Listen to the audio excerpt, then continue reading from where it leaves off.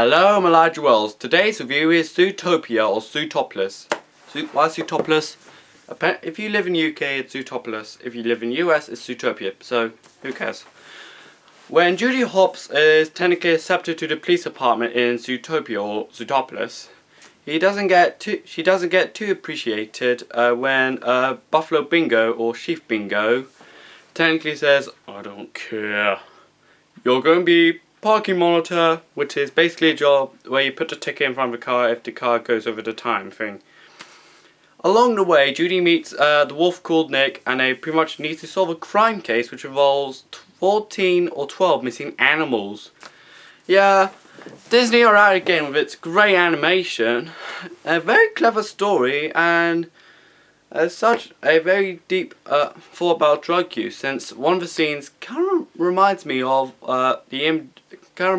something like Breaking Bad, or reminds me of looking at Google images of a weed house.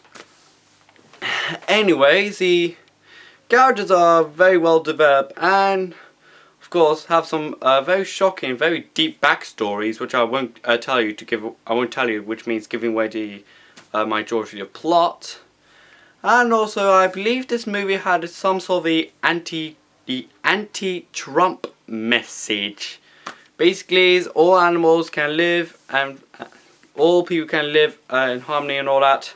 Basically, if you try to upset the balance and do all that, like alienate someone for doing this, alienate a race for doing it, alienate a person that belongs to this country, pretty much people will... how do I explain it?